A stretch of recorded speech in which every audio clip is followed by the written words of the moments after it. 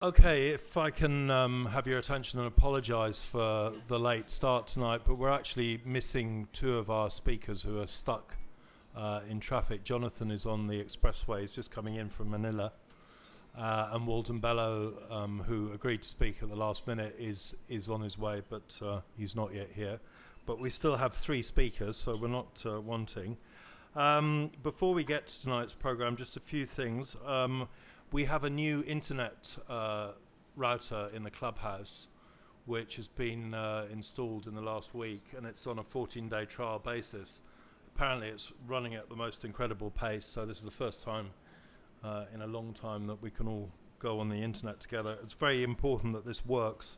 This is a media club, and it's a fantastic club for people to come and use their laptops and do things. We also have very good printing facilities now. So if you want to come in and print out a document, this is the place to do it. Have a coffee, use the club, think of it when you're organising your week. Looking ahead, next week we're going to be running a post-referendum business programme, taking a look at what the referendum and the mandate it's given General Prayut and a much more controlled government, what the effect of that is likely to be on the economy. And we've got some very good speakers coming in. We have Professor Pavida Pananon of Thammasat University, who's a specialist in international business. We have Ulrich Zakau, who is the World Bank representative in Bangkok for Southeast Asia. He's a man who gives people advice on how to do things rather than being too prescriptive, as he points out. And we also have Stanley Kang coming, who is the president or the chairman of the Joint Foreign Chambers of Commerce. And he will run through a list of the things that the foreign business community would be interested in seeing happening. And of course, the military government may be very undemocratic, but it also has the ability to push things through that get delayed under other circumstances. So Thailand, in terms of business and economy, is at an interesting juncture. Just briefly, a few other things. On the 13th of September, we're taking a look at the life of the mysterious disappearance of Jim Thompson 50 years ago, Silk King of Thailand. That's a talk by somebody who knows a lot about it, Lou Toolmin. And on the 15th of September, we have a program on China, the country that nobody can afford to ignore. You're running that one, aren't you? Yeah, so Jerome might say a few more words about it now. Right, and so to this evening, I thought before we invite our panelists up, we'll take a look at some pictures of what's been going on. And AFP have been blazing a trail on the stills photography here, producing some amazing images. And we've also got pictures that go right back, also from AFP, to the Thaksin period. And we have Jerome from AFP to talk about them. Hi all. For those who don't know me, I'm Jerome Taylor. I'm one of the Southeast Asia correspondents based in our Bangkok bureau here. We wanted to get a few photos together, both of some of the photography that has been coming out of our Philippines bureau recently, but also I wanted to go into the archives and have a look at what we were shooting in 2003 and 4 when Thaksin did his war on drugs as well, and the similarities are quite profound in many ways. So some of these early pictures that are coming on the moment are from the Thaksin era. I'm not gonna talk as the pictures go through because they take a bit of time, but you'll see as these pictures scroll through, you've got everything from Thaksin signing his initial declaration where he declared a kind of war on drugs, through to the usual police perp walks and things like that, and also dead bodies on the floor, on the streets, in taxis, etc. One of the captions I read early on in the drug war mentioned that 24 days into Thaksin's drug war, the government announced 963 drug dealers had been shot dead. It's a huge number if you think about it, in the first 24 days. I know Nick Nostitz and others will talk in more detail about those figures, what they mean, how many were and weren't dealers and the rest of it. These later pics are by Noel Chelis, who's one of our Filipino photographers. He's been doing some fantastic work in the last couple of months. He's been pretty much working a 18, 20-hour day. He has his kind of day job. And then in the evening, he just mans the police radio. And sadly, there is no shortage of places for him and other Filipino photographers to go to. The pictures speak for themselves. But the one thing I'm just going to do is read out. He wrote a very nice blog about what it's been like the past few months to do some of this work on what, even before this happened, Filipino photographers called the graveyard shift, but it has now depressingly become a genuine graveyard shift. And in this blog, he talks about a photograph that he took, but also others did as well, that went very viral, of this photo here, which was of a woman who was holding the body of her boyfriend, who was a rickshaw driver and I think he was a drug user rather than pusher. He was killed. Anyway, Noel went down there and he said there were a lot of photographers there shooting their third death of the night. The woman shouted, "Stop shooting and help us instead." We were shell-shocked. Some of us simply stopped shooting. Many of us began to question our motives. Why are we doing this? We're like vultures. We couldn't eat that night. We couldn't talk on the ride back. Everyone felt guilty that we hadn't been there to help. Later, one local newspaper photographer who had been there that night quit covering the graveyard shift. I'll leave it there.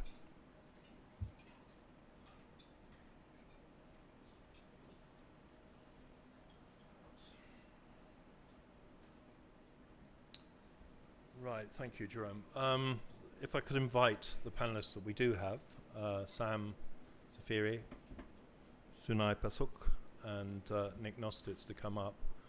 We have Walden Bello on the way, who will give a big picture view of what's transpiring in the Philippines at the moment. But basically, the story is fairly straightforward, and that is that Rodrigo Duterte won a massive landslide election and became president. And during his campaign, he very, very clearly stated that he intended to take on the drugs problem in the Philippines and restore law and order, and was thoroughly open about the fact that this would involve killing people, which is now what's transpiring. So we've had in excess of 700 shootouts with police and in excess of 1,000 killings of individuals by vigilantes. And of course it says a lot about the situation in the Philippines, but basically Duterte stands on his record as the mayor of Davao in Mindanao in the southern Philippines, which goes right back to the 90s, which is one of the safest cities in the country and has actually very good records on certain things. So it's a very, very contentious area. Now, I think I'll just introduce our panelists as they appear, as they actually exist. So we have Sam Zafiri from who's the Asia Director of the International Commission of Jurists, and he also previously worked with Amnesty International and Human Rights Watch. And he's been covering human rights crises and conflicts from Afghanistan to the Philippines, and was very recently in Manila meeting with Philippine lawmakers who are at the moment sponsoring these Senate hearings into the killings. And so he's going to talk to us. Then next to him we have Sunay Pasuk, who's going to talk about the situation in Thailand. So we'll go back to 2003. And Sunay is, of course, a very regular speaker here. He's a senior researcher for Human Rights Watch, and looks at also all the related issues in Thailand and Burma. And he's a frequent speaker on the media. And then at the end we have Nick Nostitz, who's a regular club member, photojournalist. Nick has covered the politics of Thailand over the past 15 years, would it be? 10 years. In very, very close detail, closer than probably any other Western photographer, and got himself into many scrapes and assaults. But anyway, he cut his teeth in many ways on the Thaksin war on drugs, so he has some very interesting perspectives. So Sam, on that note, can I ask you to tell us what you've been up to in the Philippines lately? Thanks for that. And we were just in the in the Philippines to look at the human rights situation there, and particularly the killings that are taking place there. And you've gotten a sense of the scale of the killings that have taken place. The Philippines has, over the years, had and continues to have, obviously, a problem with extrajudicial killings. What's very odd, what's very unusual about what's happening right now, unusual both for the history of the Philippines, but really around the world these days, is the explicitness with which the government has actually embraced, if not espoused, this policy. And that's particularly significant because it has real-world legal ramifications. You're looking at these pictures, so just to kind of set the stage and explain a little bit of what all of this means under international law. You've heard this, and in the Philippines itself, these killings are often referred to as extrajudicial killings. Now, that has an actual specific meaning. Whether it's by the police, as many of these killings are, they are described as so-called encounter killings. The suspects are putting up a fight, and so they pull out a gun, and the police say that they've killed them, or vigilante killings. And the Office of the High Commissioner for Human Rights, and basically international law these days, defines extrajudicial killing as the deprivation of life without full judicial and legal process, and this is the crucial part, with the involvement, complicity, tolerance, or acquiescence of the government or its agents. So obviously killings on the street tend to be, if it's done by vigilantes, are extra legal. There's no legal sanction for them. But then the crucial part is the complicity, tolerance, or acquiescence of the government. And I'll come to that. In terms of the killings by the police, that's also specifically under international law viewed as part of extrajudicial killings, because death through the excessive use of force by police or security forces falls under this category. And the hearings that were just had in the Senate by Senator De Lima, former Minister of Justice in the Philippines, really focused on this. They said to the government, look, whoever is killing these people, there are a lot of bodies that are showing up. People are being photographed, being killed on the streets. What are the police doing about it? Are they investigating it? Are they trying to understand why this epidemic is suddenly sweeping through the country? I'll come back to that in a little bit. Now, what's crucial about extrajudicial killings is that, as you would imagine, this is not just a crime under domestic law, but also involves international law. Now, ordinarily, extrajudicial killings under basic international law, when they occur on a massive scale, essentially, and when they're viewed as having state involvement, become potentially a crime against humanity. And that's an important thing to remember, because suddenly we are now talking about crimes against humanity.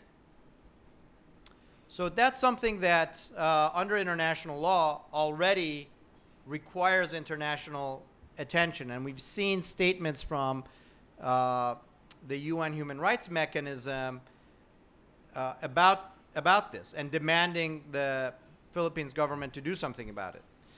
The situation in the Philippines is particularly interesting because the Philippines has actually signed itself up to the International Criminal Court.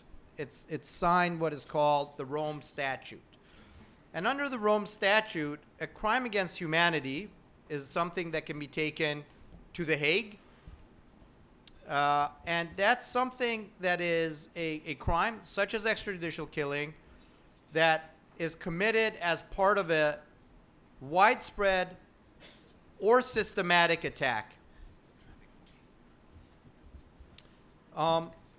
Jonathan, who's just arrived, can probably talk about the widespread nature of this. Some of this is just almost a quantitative measurement, particularly its scale.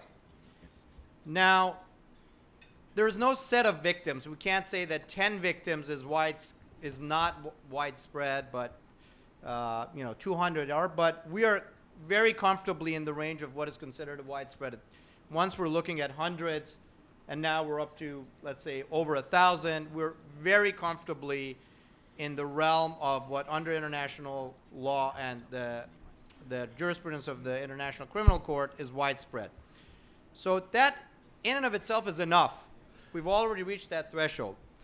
What's egregious, unusual, interesting for lawyers in the Philippines is, what does it mean to have a systematic campaign? And systematic involves a pattern or methodical plan. Now, in international law, this is always what's been very complicated.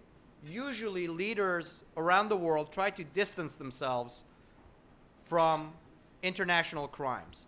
So in Yugoslavia, in Rwanda, in Sierra Leone, in Indonesia, going all the way back to Nuremberg, there was never, or very rarely, was there a clear order from the government that says, okay, go ahead and kill all of these people. So international law has come up with a number of factors to consider. How do you hold a leader responsible for crimes against humanity and show that it's a systematic policy? And among those are numbers, existence of a pattern, but crucially, public statements, a plan or a policy targeting the civilian population, and the involvement of political or military authorities. And what's astonishing about what's been happening in the Philippines, I think that the journalists are all very happy about this because it just keeps giving and giving, but this notion that statements such as, and I'm just citing some of these from President Duterte, before he was elected, he said, and I quote, "All of you who are into drugs, you sons of bitches, I will really kill you." Now, that in and of itself would suffice to show a premeditated policy. Some of the others, in just a few weeks ago, he said, "My order is shoot to kill. I don't care about human rights. Believe me, I don't give a shit about what they will say. This war is against drugs, and we have a crisis." Again, this is the kind of thing that international prosecutors like my colleague Kingsley Abbott sitting over there working in Cambodia would have spent years and years going through newspaper interviews, internal documents, and so on to find. And we have these coming all the time. I'll stop there with saying that, therefore, this creates an unprecedented situation almost. We really did not envision the Philippines putting itself in a position where potentially the International Criminal Court would be interested in what's going on in the Philippines. Just to clarify, under the International Criminal Court, President Duterte's position as the head of state is irrelevant. That's written into the law. Doesn't matter what your official position is. And as we've seen recently from, for instance, the al-Bashir case coming out of Sudan, you're on it. I'll end by saying that's actually not, the ICC, of course, is busy dealing with a number of cases, but even more likely, depending on where President Duterte ends up, I'd just like to point out that under international law, crimes against humanity can be brought up, can be charged in a number of places. Technically, almost everywhere. In practice, certainly in Europe and in the US, under the doctrine of universal jurisdiction. That is, every government has the obligation, in fact, to put on trial somebody who is accused of crimes against humanity. We've seen the Pinochet case being kind of the famous instance of this, but we have a number of these. In the U.S., it's particularly interesting because they have a slightly different system, but we had the case against Ferdinand Marcos, in which 10,000 victims of torture, killing, and disappearances filed a class action lawsuit against Marcos, and they were awarded $2 billion. So now, in that case, Marcos had put all of that away. I don't think Duterte has that. But just to say that we are now in kind of very odd international law territory, in that President Duterte seems absolutely inclined to say things that seem to make him vulnerable to international prosecution, and if this trend continues, almost would compel it. I would expect very soon he will be unable to set foot in much of the West because people will be following him with a lawsuit, and I have to say I look forward to seeing him in the dock, because as he has said, he doesn't give a shit about human rights, but I think human rights really do give a shit about what he's doing. So I'll end there. Great, thanks. Jonathan, are you relaxed Yes, and with I am, us? yeah. Of a stressful arrival. Yeah, thanks. So look, can we ask you to pick up and Absolutely, describe? yeah. I mean, I literally have come straight back from Manila. I've spent the last 11 days there doing a lot of reporting, a huge amount of filming, and a great deal of talking to what is now a very divided country. And it's interesting listening to Sam there. There is a very different context inside the Philippines as far as Filipinos are concerned right now. There is actually a huge amount of support for what President Duterte is doing. But it is very divisive. There are Filipinos, it's very much like we've seen in Thailand in the last 10 years. People are losing friends, families are dividing. It's very, very bitter. And those of us who've covered the Philippines for quite a long time haven't seen this before. You know, we always imagine the sunny side of the Filipinos. Well, you know, I can tell you it's not sunny anymore. I'll say a couple of things. I covered the election in May. And I was very struck then by how Rodrigo Duterte had tapped into something new in the Philippines. You know, he tapped into a profound frustration and dissatisfaction with the status quo, which had been masked really because of the Filipinos' very, very enthusiastic participation in the rituals of democracy. And that hunger for change has really been fixated on, and by not just poor Filipinos. Those of you who remember the election of Joseph Estrada back in 1998 will remember that was driven very much by a hunger for the poor, for some kind of symbol that they could look up to. This is also the middle-class Filipinos too, who say they're sick of the system, they're sick of the last government. However rough Duterte is, however awful his methods, something's got to give. Their system is bankrupt. It's a profound collapse of faith in the democracy that was ushered in 30 years ago with the first People Power Revolution. What we didn't really know about Duterte was really how ruthlessly and quickly he would actually put into practice this extraordinary threat to go out there and kill criminals. I mean, there were parallels definitely with Donald Trump. There's no doubt about it. He certainly enjoys being outrageous because he knows that gets attention, and he's running very much as an anti-establishment figure. But he's also an experienced administrator. He's a very smart man. He's a lawyer. He's got that 30 years of experience in Davao. He's also got an unusual range of sort of ideological positions. He positions himself economically and in many ways politically on the left. He's quite close to the communists. He believes in shaking up the political system. So he's a far more interesting character in many ways. Now, you know, when I went into the Philippines this time, we started looking into the extrajudicial killings that are going on there. And I produced a report. Some of you may, I don't know if any of you have seen the report. We actually tracked down, I was looking for actually a drug dealer on the run, and it was pretty hard to find, as you can imagine. It took a lot of quite complex contacts to find somebody in hiding. But the contact I found, who happened to know the drug dealer, also knew a team of assassins. And he said, I can get you a female assassin. In fact, he had a female assassin in mind who doesn't mind talking about it. She uses a kitchen knife, does 3 slashes to the throat. She's killed quite a lot of people. On the day we were supposed to interview her, she and her husband, their safe house was broken. They were advised by their boss, who was a police officer, a corrupt police officer involved in the drugs trade, to go underground. in the same team, he found another assassin. I've actually got I can probably play you something here, which is, bring it up. This is just some video of both the drug dealer and the assassin that we interviewed. It's been very controversial, this page on the BBC, as the highest viewed feature page in the BBC from Asia than anyone can remember. I think a lot to do with Filipinos engaging. I've received massive amounts of hate mail. I was attacked today by one of President Duterte's allies, his candidate for the vice presidency, who's claimed that my source can't be correct. I can promise you the assassin we interviewed could not have been faking it. She was genuine. She was very scared. She hadn't really thought about what she was doing. She killed one person when her husband brought her into the business in 2014, and then nobody else until Duterte won the election. And since the end of May, she's killed 5, and she wasn't feeling too good about it.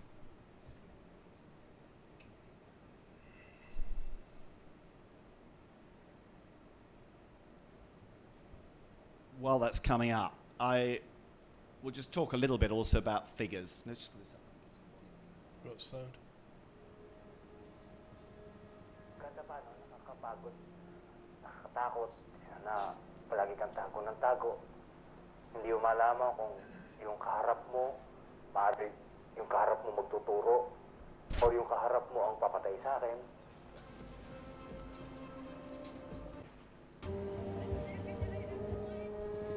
So this guy called himself Roger. Kada paano, nakakapagod. We met him in an anonymous hotel room. He had to be smuggled in. Hindi mo malaman kung yung He's not just a low-level runner, as they call it. He's elevated to being a dealer, so he's quite high profile. He also works with the police. He told us that he goes on raids with the police, or used to before the drug crackdown, and he would get half what they confiscated from raiding drug dealers, and then he'd be allowed to sell it and give them help and share the profits with them. Paglapit ko sa tao na yun, laki po ang pumunta yung sa bus namin eh. Saka po, pinikitan po yung tao, saka po pinarel. Sumunod po na pangyayari na yan, itong may na po na si President Duterte na po ang mula itong August, 5 na po ang natutong kabali po, 6 lahat. She's a young woman in her 20s, quite small, had 2 children. She came to us to the hotel room carrying an 11-month-old baby. She clearly hadn't really thought much about what she does until I started asking questions about what she would tell her children.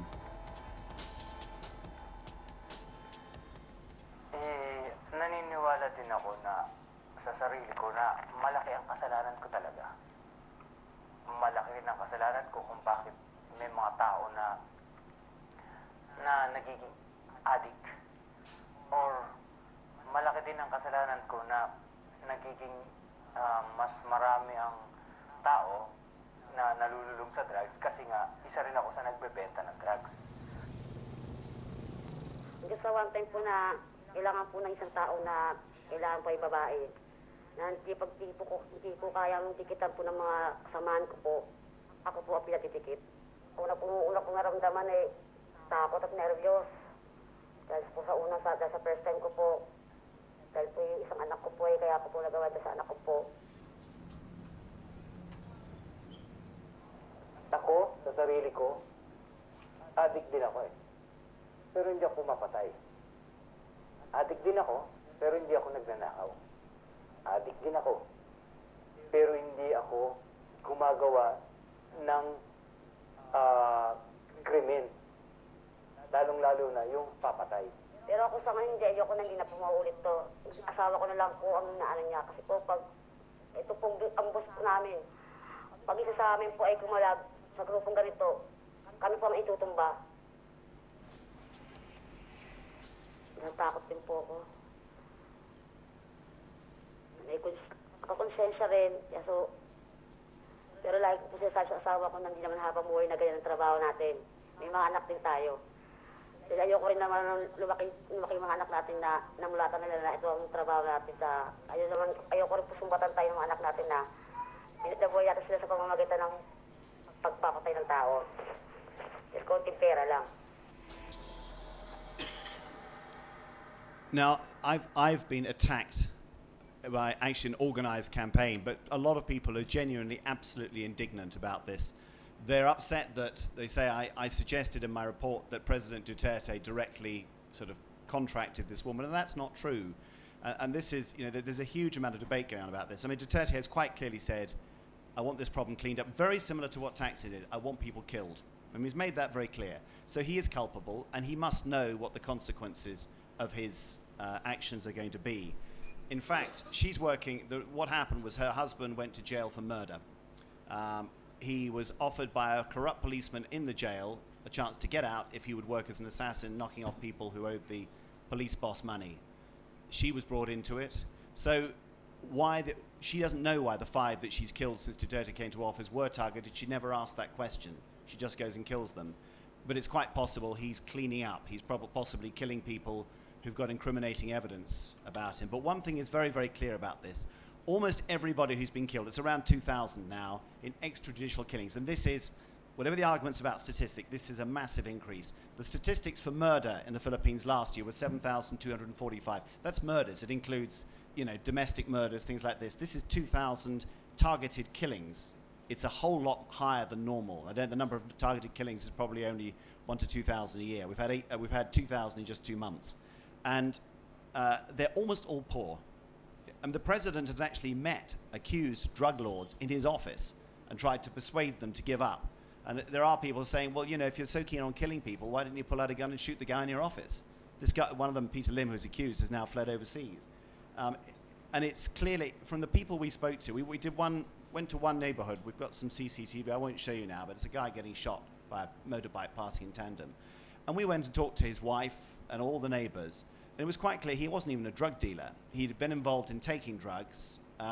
He was knocked off, they think, because of a dispute, again with a policeman, over running a gambling racket. They're not sure. Everyone was very angry about it.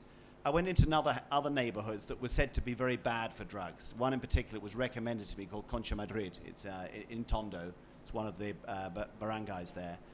And the barangay chief there said, well, we've got 16 people who registered as drug users. He said, there are probably more, but these are the guys who everyone knows. That's 16 out of a population of 5,000. It's not an epidemic. It's bad, but it's not an epidemic. And he was baffled. He supports Duterte. He thinks he's a good guy. Interestingly, the wife of the guy we've got the video being knocked off, also voted for Duterte, although she should never do it again. This barangay chief said, we've got them registered, but we don't know what to do with them now. They're off methamphetamine for the moment because of the attack on the drug trade. And this is very similar to what happened in Thailand. Supply has gone down, so the price is going up, so the poor people can't afford it. But without rehab, without taking out the people at the top of the trade, and it's a very big trade in the Philippines, and the president is right, it's at the very top levels, and he has identified people. If you don't deal with that, you're clearly not going to solve it. So it's a very heartless operation, this. Duterte knows what he's doing. I think it's basically, it's shock and awe. He's gone in there, he's an outsider.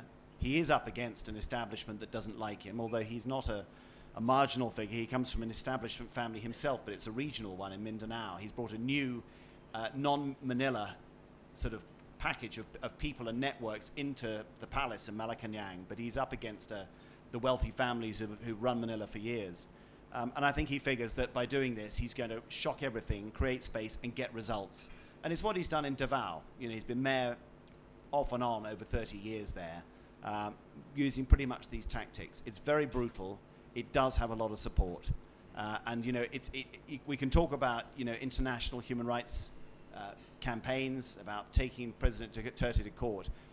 There will be an uproar in the Philippines. They're already, it is incredible how much this country has turned and how many people now think, yes, it's all. I've spoken to people who say, I don't like it, I don't like the killings, but something's got to be done, and he's the only guy who can do it. Nobody else would have done this. We've got to give him a chance.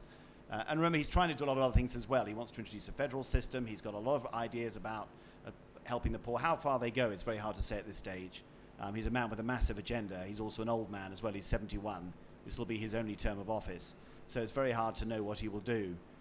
But my impression was of a really quite tragic campaign where everybody wants something done. He's doing something. The victims are all poor. Probably nearly all of them have some kind of connection with drugs or some kind of taint. But a lot of them, it's very marginal. You're leaving people without husbands, without brothers, without sons. I mean, it's an awful, awful price to pay. And not the going fact to is, seek the to top remain in the European Union, to rejoin it by the back door, or to... Sorry, that was the BBC. And yet, that public support is going to be there. And it'll be fascinating to watch how the Philippines does with what Thailand's had to deal with, which is very, very bitter. Relationship UK. Jonathan, was it your impression that more people supported it than opposed it? Yeah, I mean, the guy's got, the polls say 91% support at the moment. I found a profound difference between middle class and poorer support. At the poor levels, people want another strong man. These are people who are sentimental about Marcos. They all say the country was better. They're people whose lives are always crap. I mean, the inequality is chronic in the Philippines, and they vote in large numbers each election, hoping that the next president will sort them out, and they like the idea of a strong guy. It's why they voted for Estrada. It's why they're sentimental about Marcos. At the middle class level, it's very different. You've got the same kind of bitter frustration and anger there that we saw among the PDRC, for example. Interestingly, that these people are supporting an abrasive populist, whereas the PDRC was supporting an establishment against an abrasive populist. But both of them have echo this kind of feeling that their country has failed, that they're embarrassed, that they feel something just has to be done. And in the case of the PDRC, they felt they should just rip up their democracy and ultimately, in effect, invite the military in. In the case of these frustrated middle-class people, many of them regional rather than Manila-based, there's a feeling that let's let Duterte do what he's got to do, and it's very sad if a lot of people lose their lives, but that's what's got to happen.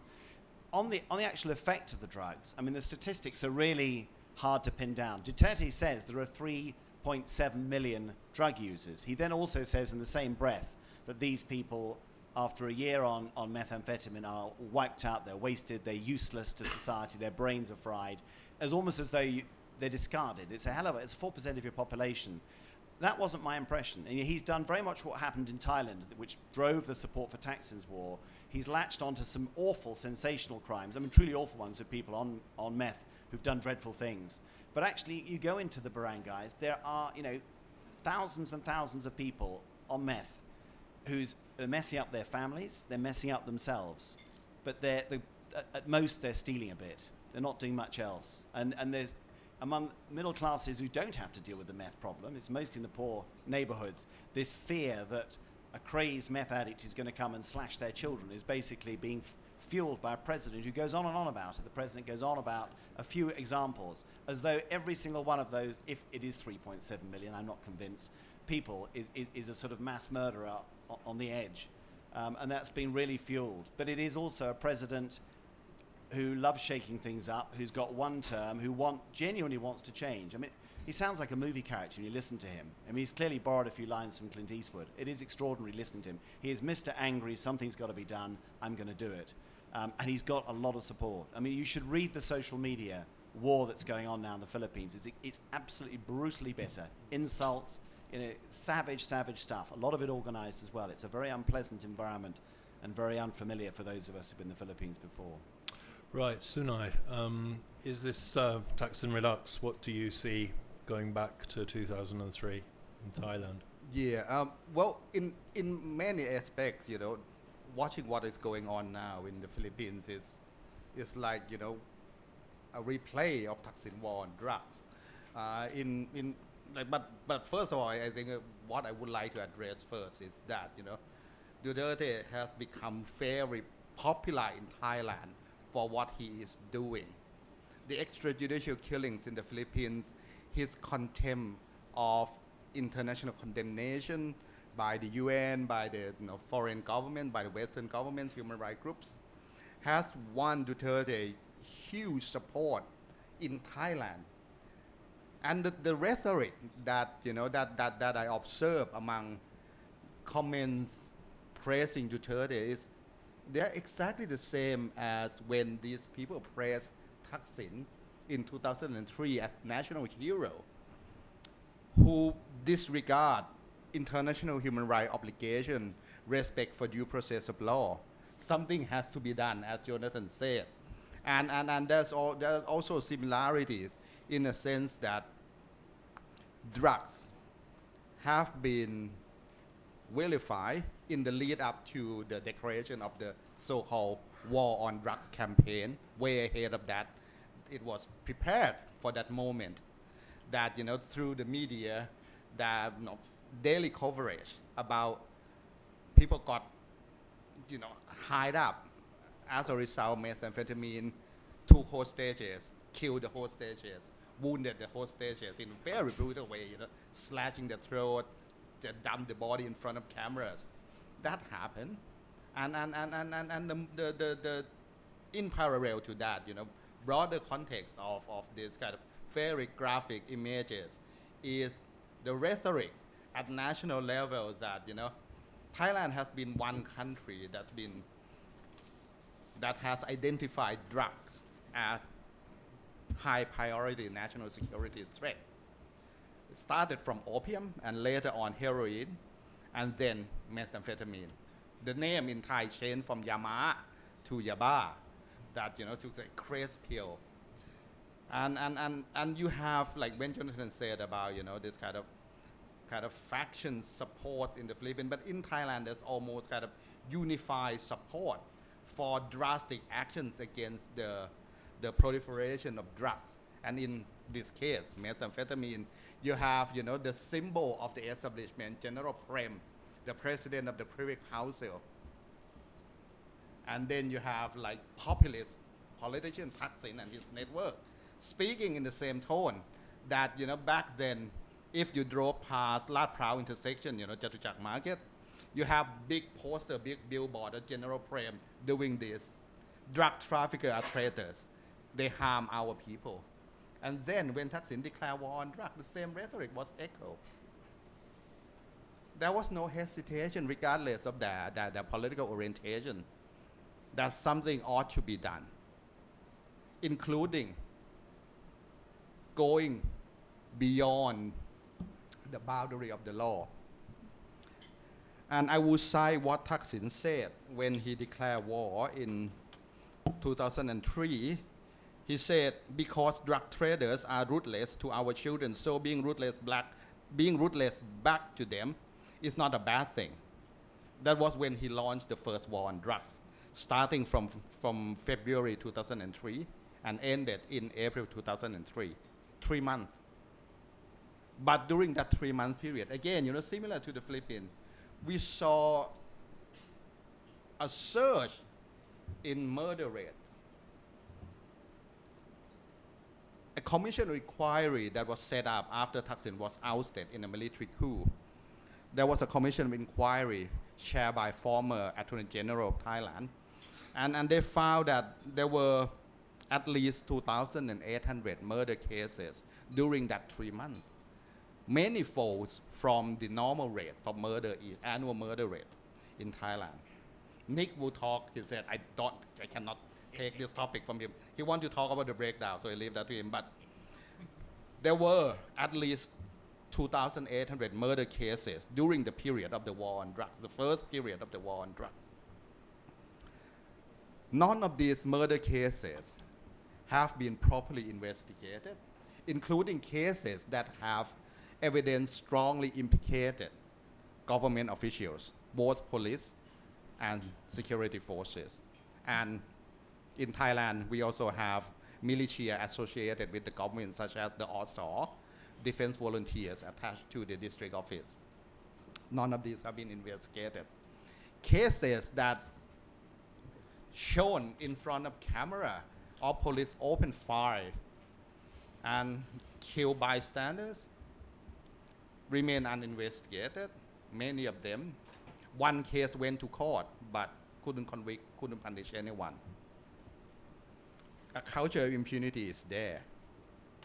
And then, the war on drugs in Thailand, talking about human rights law, aspect of it is that, apart from the rhetoric, clear policy guideline from Thaksin, his interior minister, there was also a shocking and very disturbing element is the criteria that used to assess the success of the campaign.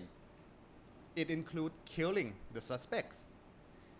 There was a weekly meeting at the government house, which the Prime Minister worked, where each agency would gather and report it, the results. So they have lists, first of all, compilation of lists of traffickers, suspect traffickers. And the policy was that within the first period, cut-off period, 3 cut-off period, the first period, 25% of those names must be dealt with, including by death. Human Rights Watch went to interview government officials in the countryside. Some of them proudly reported to me that, Sudai, why are you here? We are doing good things. There's no human rights violations. These are disease. These people are disease. Germs. No, sorry, not disease. They are germs. They need to be eradicated. And look at the names we used to have in our province. They're all gone. I said, what do you mean by gone? Run away? No, dead. I said, and then when I asked who killed them, they started to be, oops, oh, but they died. No more. And we reported this back to the government. We were praised by the government. Like Bangkok praised us for our achievement. And that phenomenon was seen in every province from the north to the south, from Isan to the west, in Bangkok. Every community, you have concerted campaign to put the names together who were drug traffickers. There were real drug traffickers on the list, of course. And there were people who have problems with local authorities. We have a case of human rights activists in Isan, one of the provinces in Isan. Cannot name because the family is still there and the police responsible for the killing is still there too. Found their name on the list because they reported about abuse of power by local units. The man found his name on the list. Later he was murdered. We have people who refuse to loan money to their neighbors. Then the neighbor reported that, these cheap bastards are traffickers. They were killed. We have people who won lottos, didn't tell anyone because they didn't want others to come and take money from them. They were reported of having suspicious wealth, murdered. We have people who refuse to pay briberies. They were murdered. So we had, yes, real drug traffickers and people who found their name on the list and faced deadly consequences as a result of that. So the campaign was brutal, reckless, but deliberate in terms of using extrajudicial killing as one of the measures to achieve the goals. And in these goals, we see a combination of the objectives that set by politicians to score political popularity, combined with deep-rooted police abuse and culture of impunity. This is devastating, a devastating combination. We saw it in Thailand, and I know Philippines have been there in my previous work, so it is likely that this is going to be repeated, maybe even expanded to even larger level in the Philippines. So that's a concern we have. Another thing that I would like to say is, there's another dynamics within the Thai war on drugs back then, because it come into play later on in this kind of the color-coded political conflict in Thailand, that the military at that time, yes, they agree with Thaksin that methamphetamine was number one, surpassing opium and heroin as national security threat.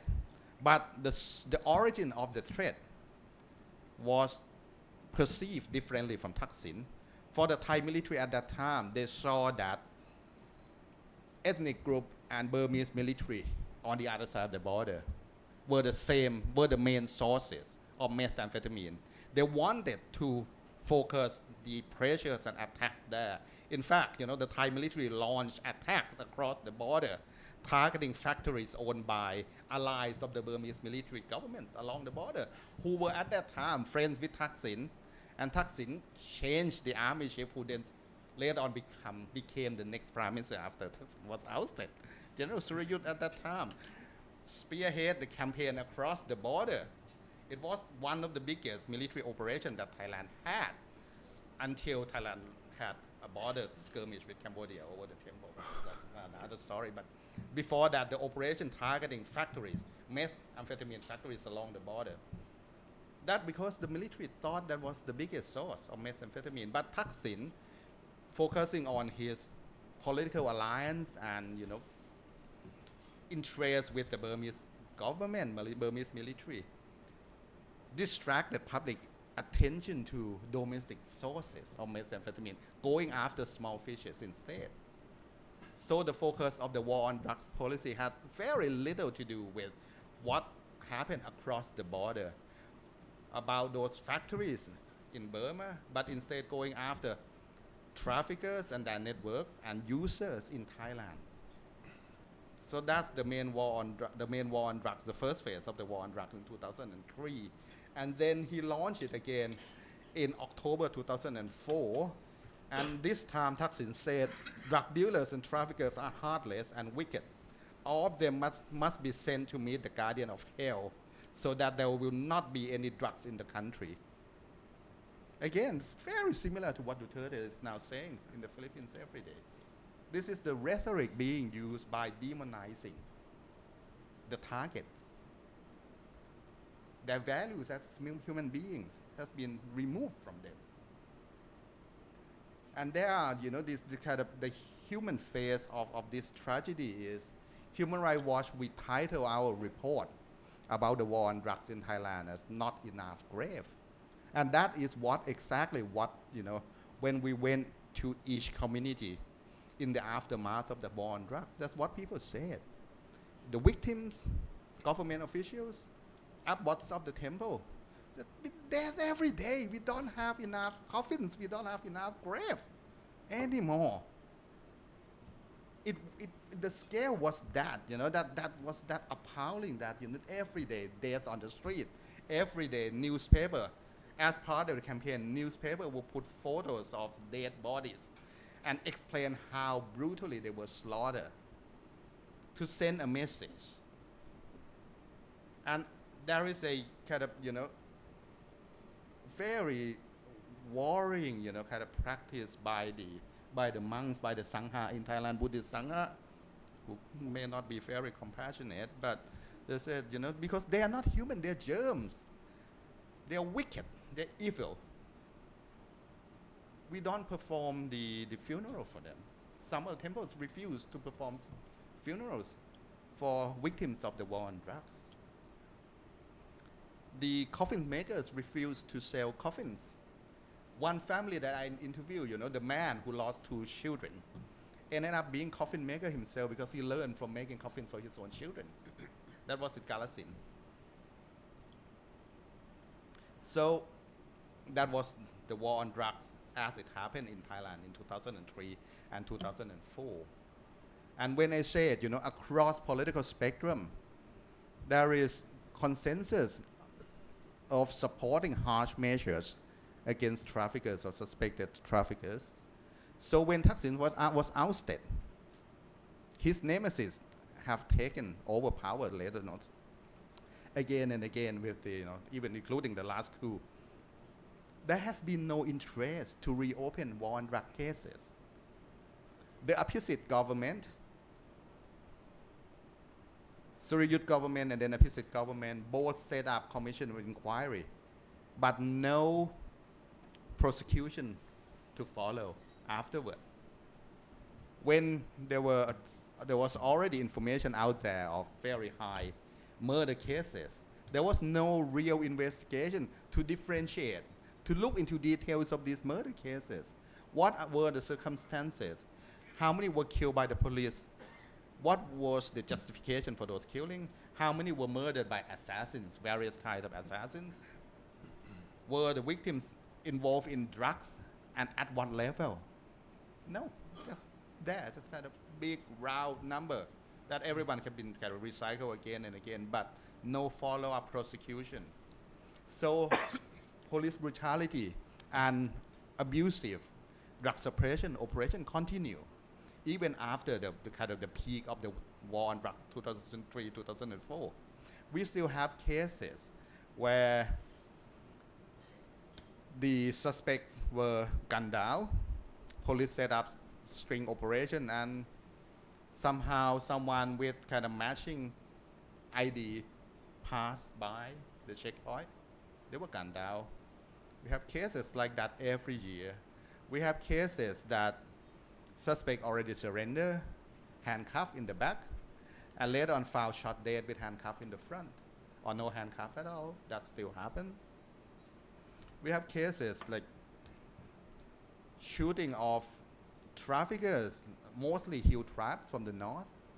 That happen almost every month. If you monitor Thai media's report, they have cases like that by various task force along the Thai-Burmese border and way up in the north of this, what they call Gong Thap Mot Ant Army, small kind of trafficker carrying backpacks. They was intercepted and murdered. No question asked. No post-mortem inquest. No nothing. And on top of that, no justice. And this will continue to be a feature of anti-drug operations in Thailand. And perhaps this is it could be one of the main reasons why, Thailand as a country that signed Rome Statute as well, has been reluctant to ratify the Rome Statute to evade the liability of what Sam explained already of crimes against humanity that can be or could be described as elements of the war on drugs in Thailand. Thank you. Thank you. It's always interesting, this issue of the white noise of violence. I mean, you sometimes get it with elections, and you don't know when there's a lot of violence going on, who's killing who for what. And this is something, and I think this is something that maybe Nick can shine some light on. And also the circumstances of the war on drugs. It's very hard to believe that people want other people killed unless they have some belief that it's going to bring some benefit to them. But anyway, Nick.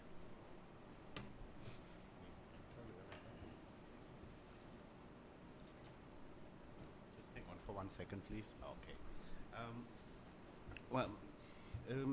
Just adding and giving a little bit of a different perspective also to what Sunai said. I mean, it's a very confusing situation, the drug war, until today. I mean, in a way, everything about the drug war in Thailand from 2003 is surrounded with hypocrisy, lies, misinformation, obfuscation, politicizing, political advantage taking. So it's very difficult to make out what it actually really was. For me personally, it was a very difficult time at the time. I mean, I wasn't into politics that much in those days. I was before and during the drug war. I photographed a lot about street life and drug people in Klong Toei. Also, my wife's family was heavily affected by the methamphetamines, Yaba, at the time. All four of her younger brothers were addicted in her village. A lot of people were addicted. Almost every adult below 40 was either addicted or an habitual user. So during the drug war, many people I photographed, I knew, disappeared, were in prison for a long time. Some were killed. But basically, coming to the drug war, I mean, everybody says it's Thaksin's drug war, which isn't exactly true. I read you some quote here. If we execute 60,000, the land will rise and our descendants will escape bad karma. That comment didn't come from Thaksin, that came from Privy Council member Pichit Kunlavanit, who later on was one of the strongest opponents of Thaksin. So in a system like in Thailand, with a double polity, one prime minister cannot simply decide to do that. It has to be a consensus. So the drug war in Thailand from 2003 was a consensus of all sectors of power that something had to be done and needed to be done.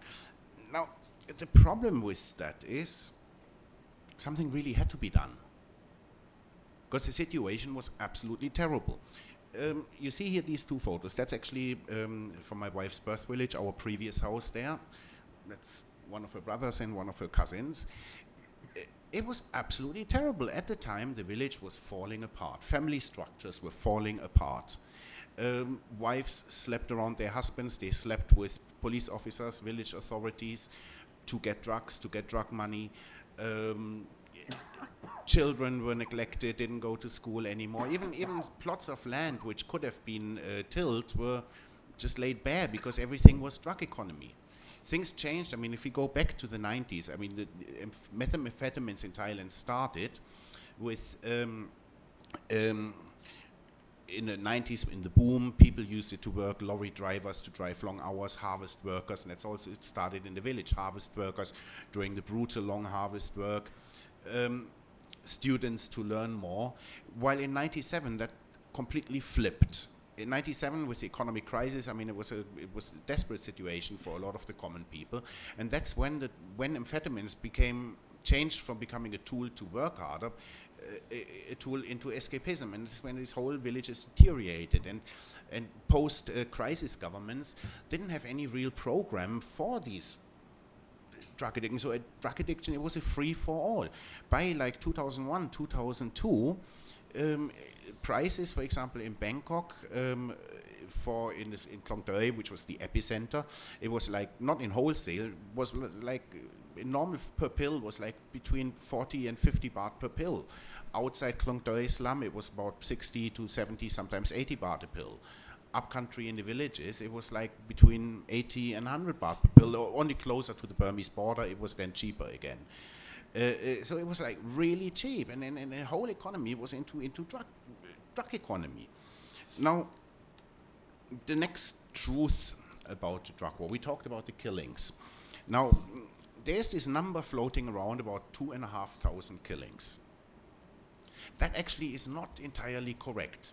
Now, to go into the report which Sunai already mentioned, and that one we can quite clearly say that this is not a pro-Thaksin commission. I mean, there was many very strong opponents of Thaksin in that commission, so we can assume that the numbers were quite correct there. Basically, that report also lists the average killings in the same months, February to April, in the 3 months, February up to April, in the years from 2001 to 2005. The average was between 450 to 500 killings per month, murders. In 2003, during these drug war 3 months, the peak 3 months, the killing jumped up to 853 cases, average. Basically means you have a total of on every average year in these 3 months between 1,300 and 1,500 murder cases. In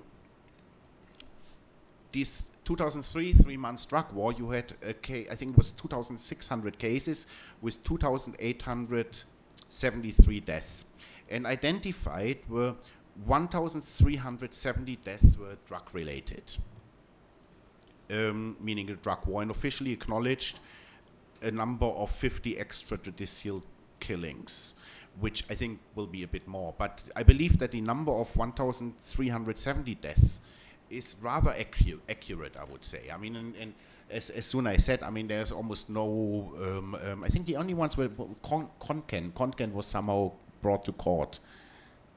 Galasin. But more or less there was nothing really. There's no prosecution and nothing really. Now, there's another context which also never really gets talked about.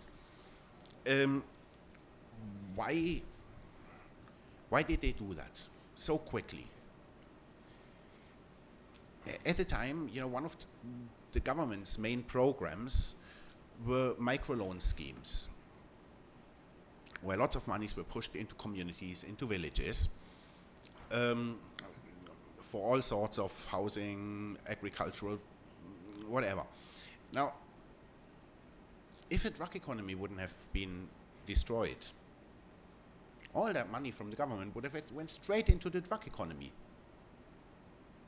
I mean, that was all part of the government's promise to repair the damage of the '97 crisis. Now, one of the big, conundrums, it's a moral conundrum, the whole thing. And that's also, I think, a problem for the Philippines later on as well. A lot of people argue that it didn't work. I mean, there's a lot of conspiracy theories around that apparently Thai and Thaksin wanted to replace the drug mafias with his own mafias. That's all crap. Reality is, it worked. And I'm pretty sure that in the Philippines it will also work. I mean, I don't have the statistics or anything, but from my personal environment, such as the communities I photographed, my wife's village. In my wife's village, after the drug war, drugs were not available anymore. Methamphetamine was not available, not for any money in the world. It wasn't there anymore. In many of the urban communities, obviously it was still there for much higher prices for quite a long time, but it was much reduced into manageable levels. So there's a big moral conundrum. It's a huge problem because it sets somehow a precedent that these kind of horrific extrajudicial killings can work. It's I don't know what I should say. It's a very difficult problem.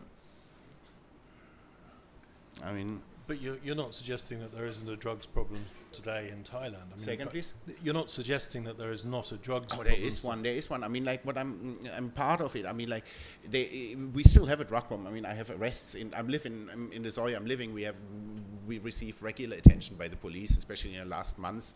There was one arrest directly in front of my gate. I thought it was some young kids fighting, and suddenly I saw, oops, it was a couple of cops I knew undercover cops I knew who arrested one big-time dealer in front of my house, wrangled him down. He gave up, and then they disappeared before the other gang kids in my soy could free him. But they were on an outing, so they had.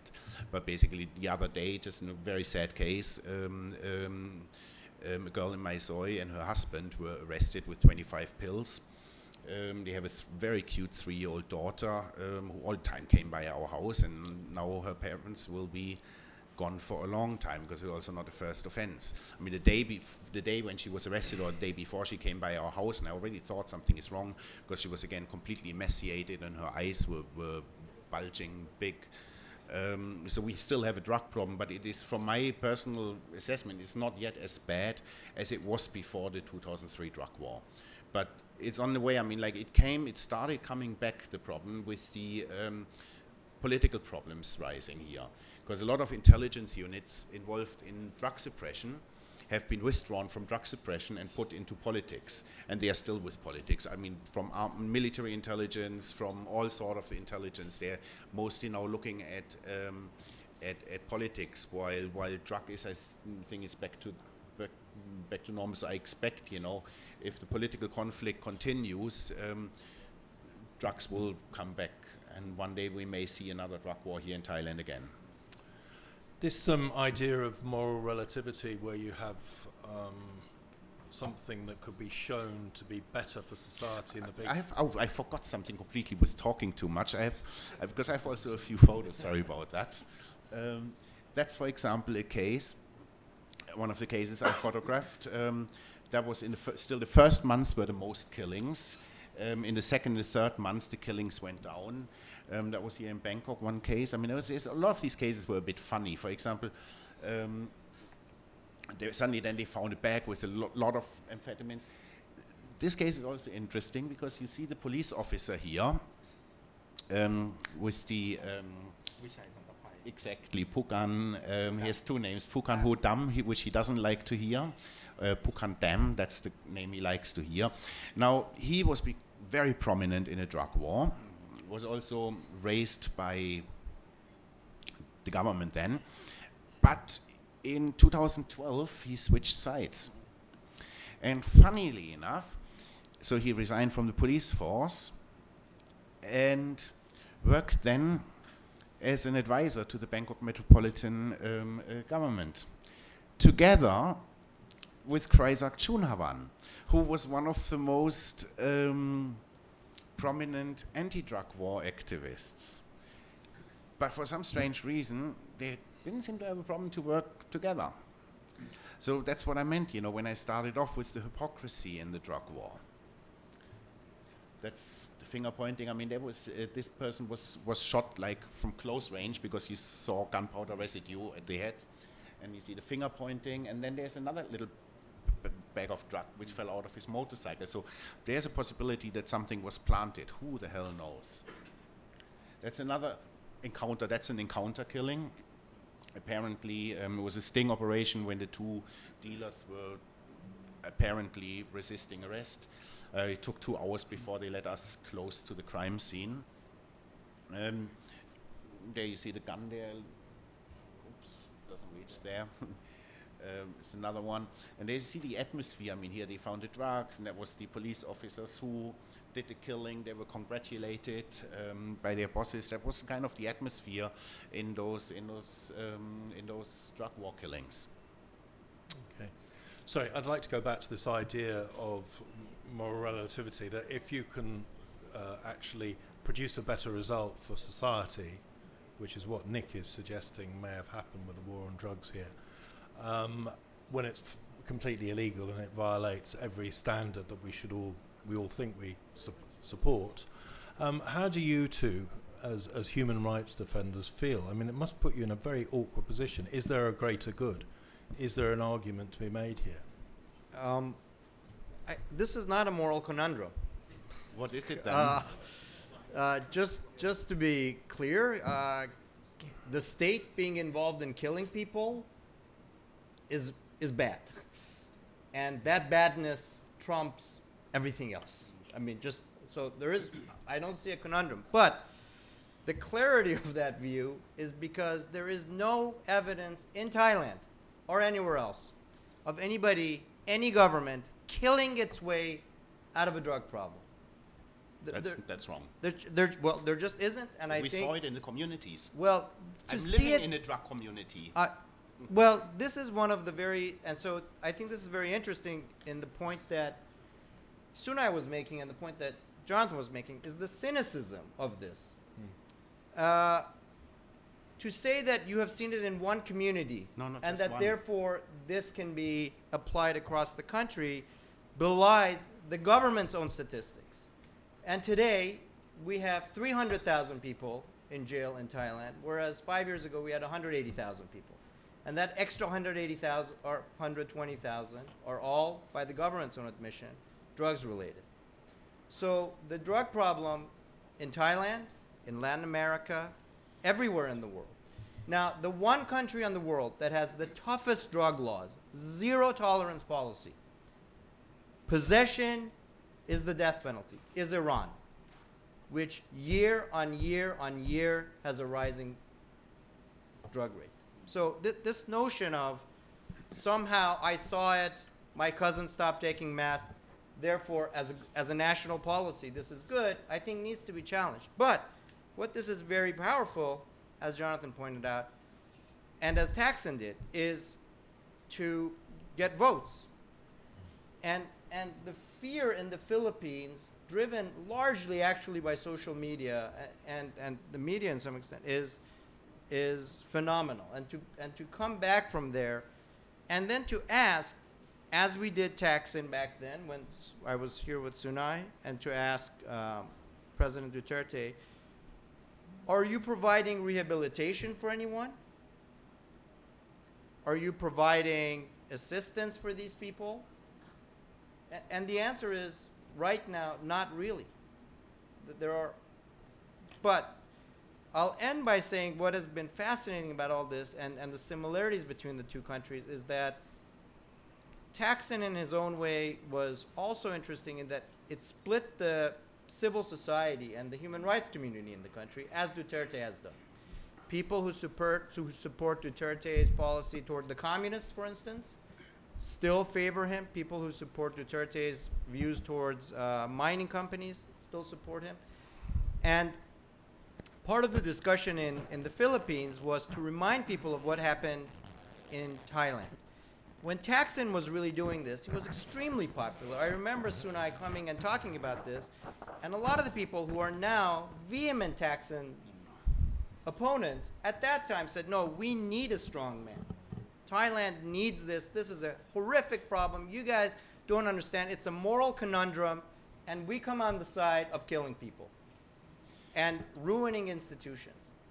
As is happening in the Philippines, we pointed out that this is eroding institutions, and this is eroding the rule of law, and that this will end in tears. And that is precisely what is happening in the Philippines, because the media, as Jonathan explained, has become, the Philippines media was quite powerful, but has become very polarized itself. But he has a supermajority in Congress, almost unheard of, which means that the checks and balances of the system are broken. He attacked the judiciary, but also just to give a sense of how unfactual this kind of nonsense is, and how one episode, I saw this in the village and therefore national policy. He went after the judiciary. He provided a list of, I think, 10 judges. And he said, these judges are related to the drugs trade, and they should all be fired. The Chief Justice responded very reasonably and said, well, first of all, 2 of these judges are dead.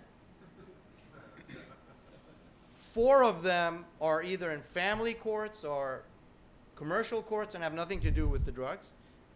And the other ones, we will take your statements as a complaint, and we will deal with them under the judicial process.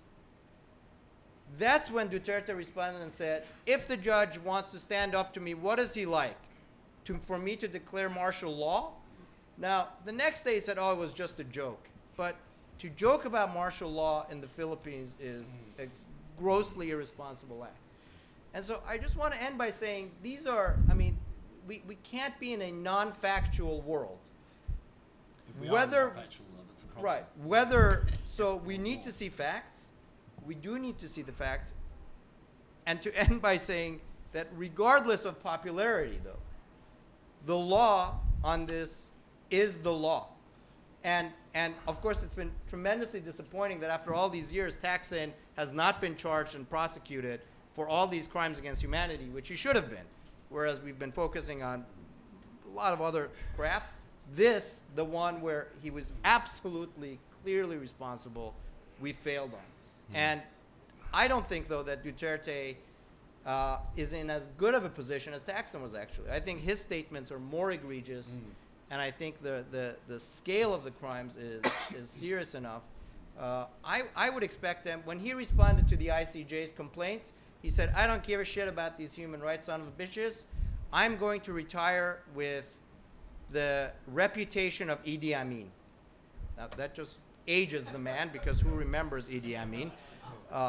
But it was a phenomenal statement, because I wanted to say, how do you want to end up? In sad retirement in Saudi Arabia? I mean, that's not a good way to end. But I do hope to see him there. If I may add. Sorry, but you've made very specific comments about particular villages Yeah, I where want to, you saw I want to benefit. answer Okay. on this one. I want to answer All on right. this one But- because a couple of things Sam said are not actually true. First of all, it's not just I saw it in one village, because you see what I'm saying repeated under so many communities. Now, fact of the drug situation in Thailand was, and that's a couple of the facts, we talk about factuality. Factuality is that at the time, before the drug war, the due legal process did not function. Absolutely. And it's not, I mean, it's not that the drug war eroded the due process. The due process It was wasn't there in eroded the first place. Okay, a right. long time ago. Yeah. Now, part of the factuality is also, part of the factuality. Stay in the microphone, because you're Part of the factuality is also that what are you going to say to people who grew up in communities, like in a community where I'm living, where parents who know that when their children turn 12, 13 years old, they will get into the drug world. What are you going to say to them? They don't have time to wait for a long judicial process, because I don't know if you have children, I have a son. Time flies by. You don't have the time to wait until certain judicial processes are taking years and years and years. Because when your son turns 13, 14 years old, he will be in the drug business, because everybody else is. That was the factuality of the situation before the drug war in Thailand, and it becomes the factuality now again. Okay, just on a general point, Sam, is it your impression that the legal system in the Philippines is weaker or stronger than the failed system that we're talking about in Thailand? The legal system in the Philippines was criticized on two separate issues very, very concretely. One is on dealing with crimes. It's not that the system necessarily is as corrupt, I would say, as perhaps it was in some other places, but it's simply very, very slow. Yeah, it's same a as very, Thailand. very slow process. And in dealing with extrajudicial executions, because of the involvement in the past of the government, cases just did not move forward. And that, of course, was also the situation in Thailand. Cases just could not be filed and could not move forward. So, but one of the things we haven't seen from President Duterte, as we didn't see from President Thaksin, our Prime Minister Thaksin, is, how do you fix that problem? Again, you can't just kill yourself out. And words have meanings, and we have to be careful when we say everyone gets into the drug trade. Well, I mean, everyone is a word. I mean, in many communities in Thailand, I meant everyone. Okay. Right. Questions? There's more people in the room. I'm Christopher Moore. I'm a member here of the club. I have actually two questions, and I think really for Jonathan and Sam, who were recently in the Philippines. And the first one is the role of social media, because I think that's a major distinction between the war on drugs at the time of Thaksin and the current situation. I'm not certain quite what the penetration of social media is in the Philippines, but I'd be curious as to what kind of influence that new technology and communication is having on feeding the support or the criticism of the current drug war in the Philippines. And then the second question is really, I would like Jonathan and Sam perhaps to make some kind of a prediction as to whether they see an end to the current campaign in the Philippines. The one in Thailand lasted about 3 months the first time out, and not very long in 2004. So they were kind of a very short, at least in terms of time, campaign. Is there any indication in the Philippines as to the government's position of how long the current war on drugs will go at the current rate? It's 6 months, actually, because when he campaigned, Duterte said explicitly that he would eradicate all crime in 6 months. He's actually talking about going on to stage 2, which he says will be putting the 3.7 million people into military camps. But how on earth that's going to rehabilitate them, I don't know. On social media penetration in the Philippines is very, very high. Very high uses of Facebook, quite high use of Twitter as well. And there's no doubt it has an incredibly polarizing effect. I was stunned by the waterfall of comments I got, a lot of it coordinated.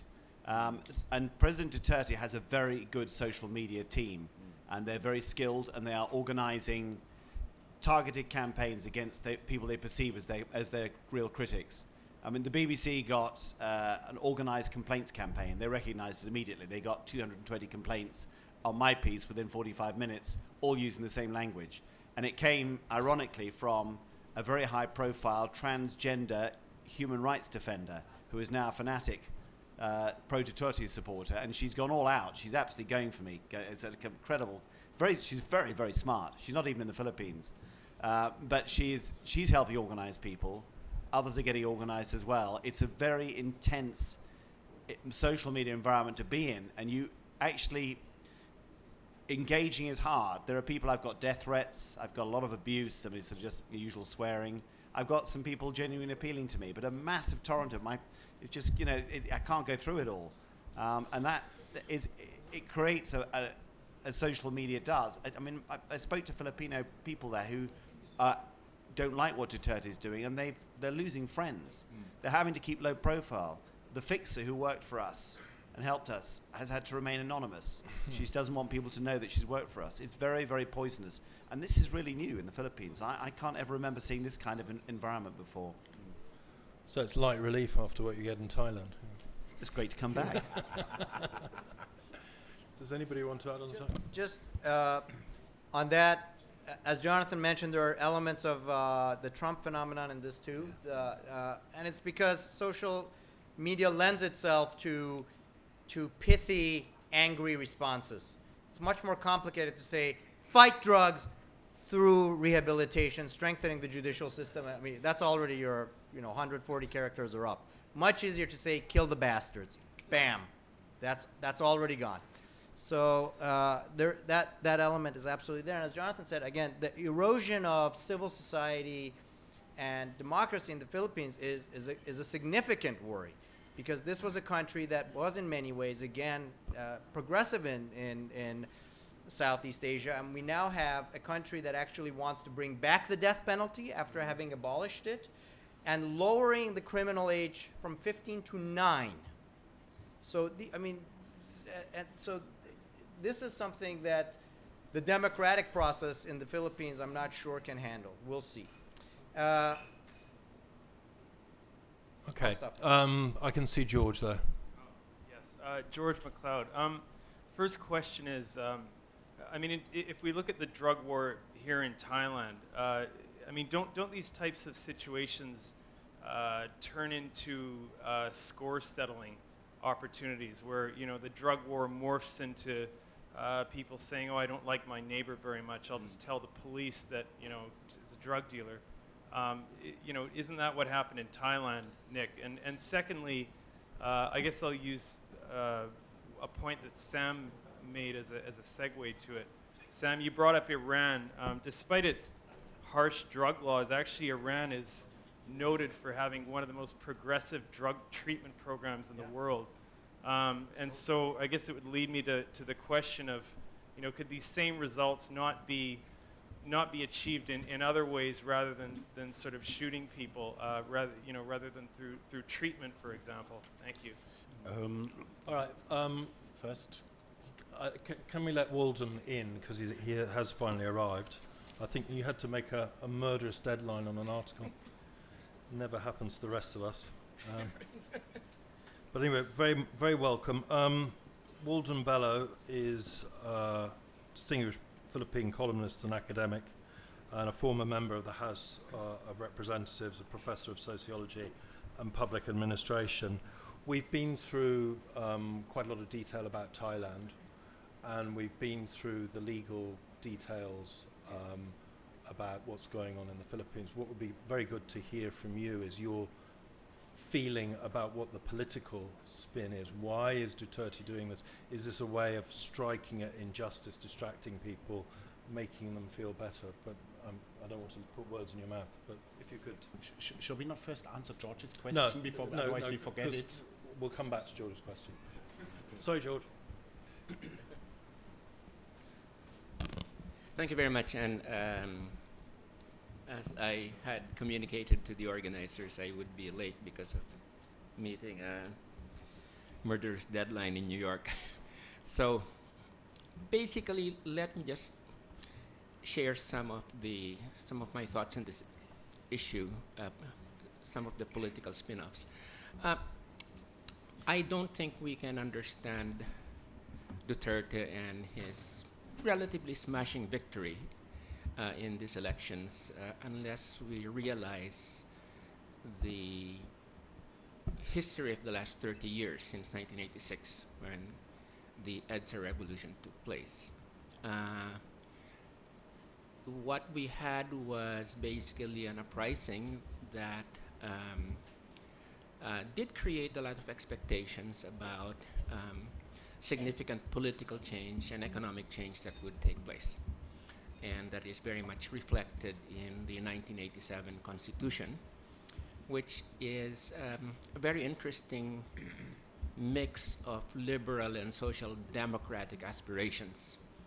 Liberal in the sense of, political liberties and civil rights being respected, and social democratic in the sense that it did promise income and asset redistribution, particularly land reform. So what happened, however, is on the political front, what we had was a situation that basically was fairly quickly um, um, how would you put it, taken over by elite politics. Yes, we had democratic competition, but it was really competition among elites that were favored by the tremendous resources that it would take to win elections. And those, of course, were resources that were available mainly to local and regional dynasties. There was an effort to institutionalize some form of popular representation in the form of party list system. Mainly 20% of the House seats would be reserved for people elected at large, supposedly to represent marginalized groups. So basically, I think it was fairly disappointing the way that what was expected to be really much more significant people empowerment ended up basically as competitive elite democratic politics. So that's one. On the economic front, I think it's fairly clear. What happened from the very beginning was pretty much a straitjacketing of the Philippine economy because 1986 to 89, Marcos had left behind a $26 billion debt, and the big demand that was put by the international banking community, backed up by the World Bank and the IMF, was for the Philippines to pay that off. And we had debt repayment within the context of a structural adjustment program that was fairly harsh. And we, between 1990 and 2010, the Philippines' growth rate was about 1.5% per annum as an average. We had the second lowest growth rate in Southeast Asia, the lowest being Brunei. And as you know, Brunei doesn't need to grow. And basically, there is some truth to the fact that we became the sick man of Asia, but there was cronyism, there was a great deal of corruption, but I think central to the whole thing was a neoliberal restructuring of the economy that was particularly very marked during the Fidel Ramos administration. So this is the sort of political and economic straitjacket that was bursting at the seams. Okay, it exploded briefly during the Arab Strata period in 2002. Okay, thanks. But that was easily contained. But it was called EDSA 3, and it was a real uprising. I was there at the time, and you could feel, that this was not regular Philippine politics. This was class politics, and there was hatred out on the streets for the middle class, for the elites, to the point whereby people who were seen as favoring the elites that had displaced Estrada in their view, media people were beaten up. So that was contained, and I think, therefore, when this latest elections came around, and I'm just going to briefly go through it, is I think that Duterte was able to become the lightning rod of all these feelings of grievances and resentment that had been percolating below the surface but had not been able to break through the kind of liberal democratic elite politics and the liberal democratic discourse of human rights and of rights and etc. So when Duterte came up and basically began to speak a language that was very different from the normal political discourse and the kind of political discourse that usually appeals to human rights and democracy, etc., this sort of provided a sort of a real liberating discourse for people. So that, in fact, the more he defied civilized, quote unquote, political discourse, the more popular he became. And so that was one thing. Secondly is that he was essentially running on the central issue of crime and drugs. And basically, that's what he kept on pressing. And I think that he hit a gold mine because it was an issue that had an interclass appeal. It wasn't just to the middle class, it wasn't just to the elite, but there were all these poor communities that in fact had been filled with drug pushers and drug users, and so that sort of was a very resonant kind of thing. Thirdly, he did have a rhetoric of being anti-establishment, okay, and the attacks that he made on the oligarchy. He attacked the World Trade Organization as the central problem for Philippine agriculture.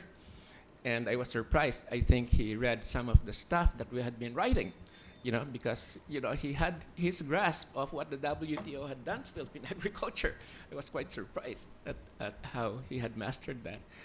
And, of course, his language about the elite, calling them cunts or coño, okay, which is, something that to people was very refreshing.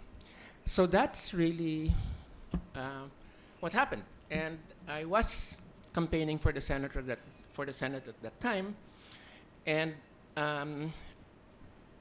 I witnessed firsthand how here was a political phenomenon that was really massively shaking the country. In practically all the cities, big cities you would be visiting, people would be waiting for him for hours, okay? And just waiting and, just being stirred up. In practically every city I visited, you got the same reports that people were not waiting for propaganda materials because propaganda materials were not being available. They were making the propaganda materials themselves and buying stickers, poor tricycle drivers doing that and buying stickers and that sort of thing. So basically, I think in a way, he had the perfect opponent. The perfect opponent being Mar Rojas, who was a true blue aristocrat and, was somebody who exuded, what became seen as the yellow kind of personality. He had the perfect, he was the perfect embodiment of being a klutz. Okay, everything he touched seemed to go up in flames, and so this was the kind of political dynamic that went on and led up to his victory. So the last thing I would say then is that I think he's pretty serious about this drug thing. Yeah. I think his view is that this is the central problem of the country. That's one. Secondly is that he's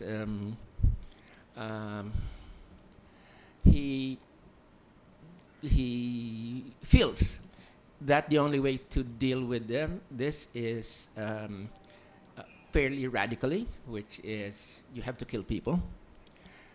He doesn't make a distinction between drug users and drug pushers, because in his view, drug users eventually end up as drug pushers in order to be able to sustain their habit.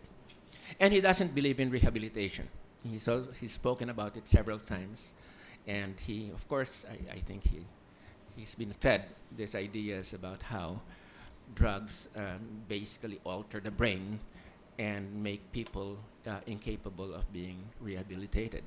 So, you know, this. So he's fairly serious about that. The rest of his program, I think, is catch and catch can kind of thing. I think yes, he does want to make peace with the CPP, NPA, the communists. He's brought them into his cabinet, although they've become a bit uneasy lately about being the cabinet whose central campaign is to kill, people extrajudicially. And he's made some good appointments from NGO's point of view. Gina Lopez as environmental minister, who's began to crack down on mining. But the overall contours of the economic policy, I think, don't depart from the traditional paradigm. His NEDA, the National Economic Development Authority advisor, head, is a neoliberal economist. I did work with him on reproductive rights, but pretty much it's sort of straightforward neoliberal thinking. I doubt whether there will be much of a break when it comes to the economic policy front. The last thing I would just like to say is Duterte has said that all he's interested in is 6 years, and that after 6 years, I'll be gone. Well, I think I take him as his word that when he said that initially, that he was probably serious that it would just be 6 years. But then the problem, of course, is that once you're in power, this thing begins to be a commitment that might begin to change. And the last thing, just one last thing, is his people want to make sure that what happened to Arab Strada in 2002 is not repeated. And their analysis is that the problem with Estrada was that he did not build up a mass populist base. He did not organize it. And they're going to make sure that that doesn't happen. And so his people right now, many of whom are ex-activists, some of the best organizers, are now trying to organize this thing that would serve as the base for what they call the Duterte revolution. So that even if Duterte, say, dies in office, or he really refuses to run in terms of a changed constitution, their hope is that there will be a political movement that can be institutionalized and will carry on the quote-unquote Duterte revolution. So that's really where I think the Philippines is at this point. He's extremely popular. Okay, human rights activists, are on the extreme defensive. The line right now, when people like me come up and talk about human rights, is that you are defending the criminals. Where were you when these criminals were killing innocent people? So this is the kind of thing that's spewed out in the internet and is very much something that activists, human rights people have to deal with every day. And so it's now, I think, how it's the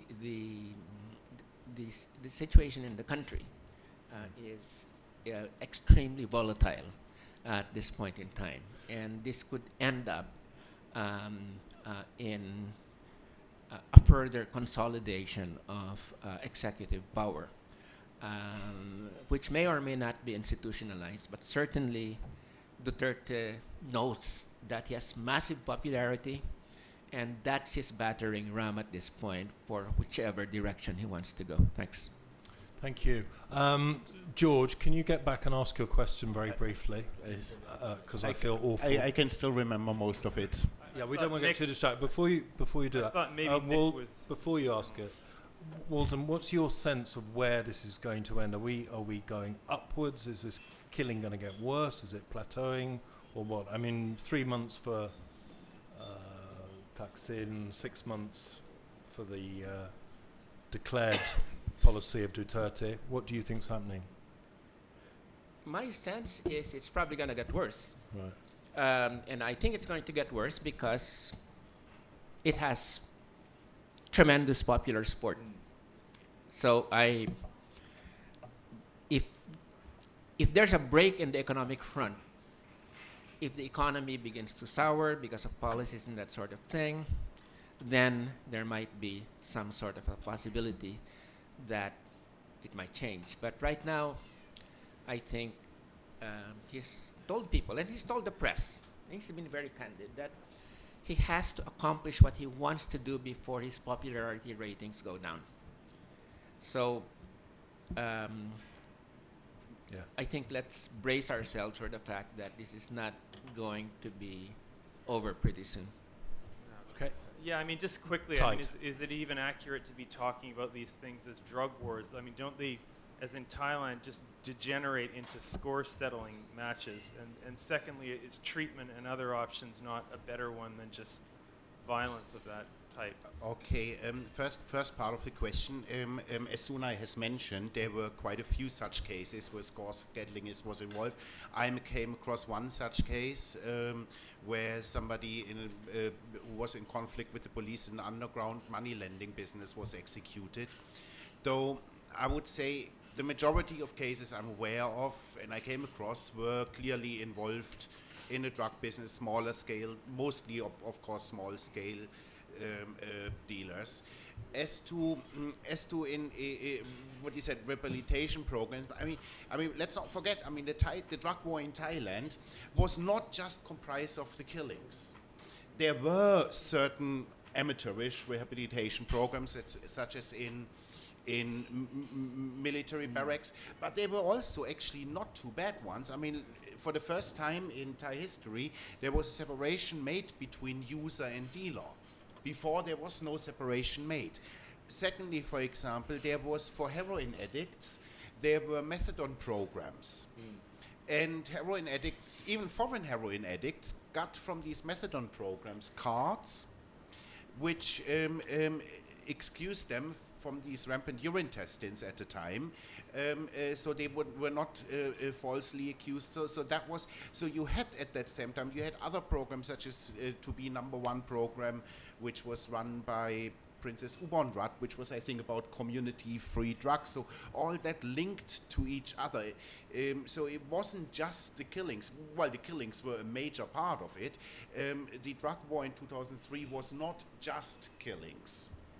Right, Well, good. if I may add, you know, the score settling and false allegation will not, you know, cannot be used to decategorize what happened then in 2003 as it was not a war on drugs. It was a war on drugs because the government first of all called it a war on drugs. The criteria used to assess achievement involved death toll of suspect on the list and how many percentage that they achieve in removing those names from the list each month. We cannot call it either way, but it's a war on drugs, and it was a serious violation that cannot be justified for whatever reason, cannot be excused for whatever reasons, And on your question about the rehabilitation, yes, for the first time, Thaksin, raised the separation of drug users and drug traffickers. But in practice, there was no division between the two categories. For Human Rights Watch, we went to interview drug users. We went to interview the operators of the rehabilitation center. Most of them happened inside prisons, inside military camps. Police simply, they were waiting outside of those centers for drug users to come out and then rearrest them. It was become kind of conveyor belt because they were compelled to present the results to please the government in Bangkok. There were competition among each district, each villages, each province to show the numbers, the higher number of people killed, the higher number of people arrested, the higher number of people being sent to rehabilitation, including those people with card, as Nick said. They should be recognized as drug users and exempted. No, they were easy target. The police told me that they were the easier target because they have the card to identify themselves. To prove it. Easy. It was certified. Yeah. And many of them were murdered too. Easy target. Okay, question. Lindsay Murdoch, Fairfax Media. This guy has come up from Davao. He's the classic unprecedented outsider. He has 91% support, as Jonathan said. But he's obviously deeply upset the traditional elite who have run the place forever. And I'm not sure about the military. How will they react? Do you think the panel think that there might be a coup, or are they plotting already, or are they just sort of overwhelmed by the 91% support? How is it likely to play out? Well, yes, you're probably best qualified to answer it. I mean, is there anybody there that would knock him over? No. I think that even the military is intimidated by his two things: the obvious electoral support, the popularity, and by his personality. So I doubt very much at this point if you have, quote unquote, a liberal wing of the officer corps that would dare to go against him. So I would not see him as being threatened in that score. And of course, recently he's been very, very assiduous in courting the military and going to different events and, highly publicized young officers giving personal testaments about how they will die for him. And, you have these photos of Duterte and, different military units. Very, very, very interesting in the sense that you have this clenched fists kind of, this is it, So, there's that. So I doubt very much if that will come from there. It's not going to come from the civilian sector of the government. Basically, the Liberal Party has exploded, and 97% of the Liberal Party, in just a few weeks, all swore allegiance to Duterte. I mean, of course, swore allegiance meaning exaggeration. There's probably only about 7 to 10 people in the opposition in the House of Representatives out of 296 members of Congress. And out of the 24 members of the Senate, only about 2 are in the opposition. The Liberal Party senators that won in the elections immediately went over to what's his name, to Duterte. So he has basically tremendous control of the civilian sector.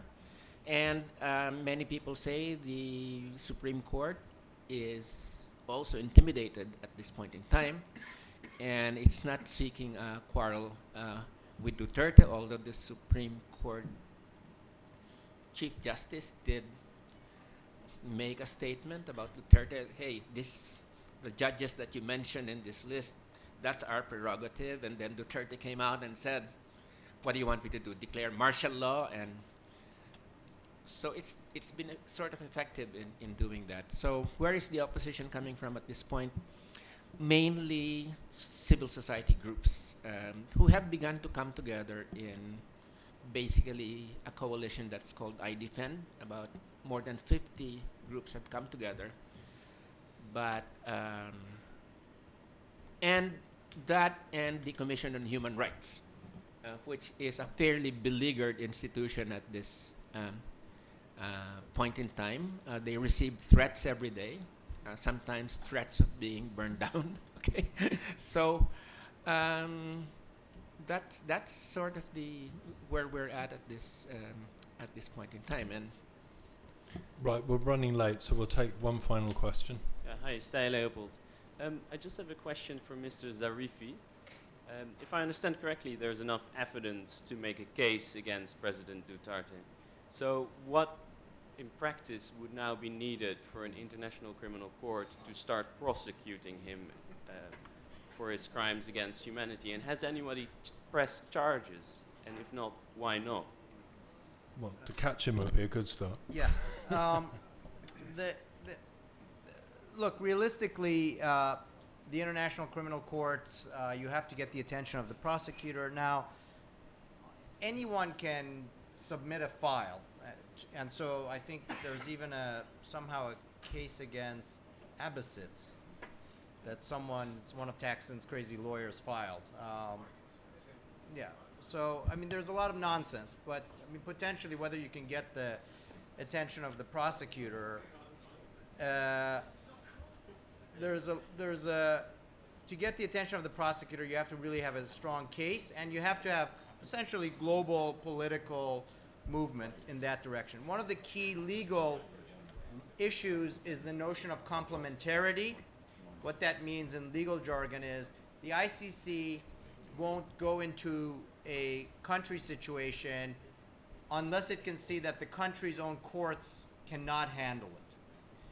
And that's a key issue in the Philippines. We didn't talk about that. I mean, the courts of the Philippines are beleaguered, but they have stood up a little bit. We'll see if there will be a constitutional crisis in that regard or not. But on the flip side, something that has been very troubling is both President Duterte as well as high-level officials, including the chief of police, saying to police officers, I've got your back. Go ahead and kill people. I'll make sure nothing happens to you. Now, that kind of language can potentially, when people start filing cases, when the Human Rights Commission starts filing cases, when lawyers start filing cases and they don't go anywhere, that can be used to show that ICC action is required. But I think the ICC is, not immediately on the cards in the Philippines. But I mentioned this issue of universal jurisdiction and the idea of lawsuits being filed elsewhere.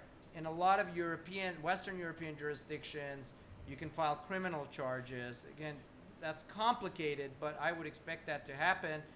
I would also expect people to start gathering information now about a lawsuit in the U.S. Walden very much mentioned the ambivalence of the Communist Party and the MPA, because they were the ones who pushed the lawsuit against Marcos on human rights grounds. So I think that I know that there are activist lawyers on the communist side who on the one hand are very happy that their buddy has won, but they understand that all of the rhetoric that they used, all of the laws that they used are now going to be pointing back at them. So I'm not holding my breath right now for international action. But in response to what can stop this, if this starts moving in year after year, if the pace and ferocity of this continues, I would start expecting to see cases cases popping up, and that does start eroding the credibility of a national leader. Right, on that note, I think I'll wrap it up. One of the things that's very obvious is that this whole issue is keeping everybody very busy. Walden sneaks in late, but thank you very much for coming. Jonathan for racing back from Manila. Sam, Sunai and Nick, thank you all very much. I'm pretty sure that we'll have more programs on this particular topic. And next week, post-referendum business, the outlook. Thank you.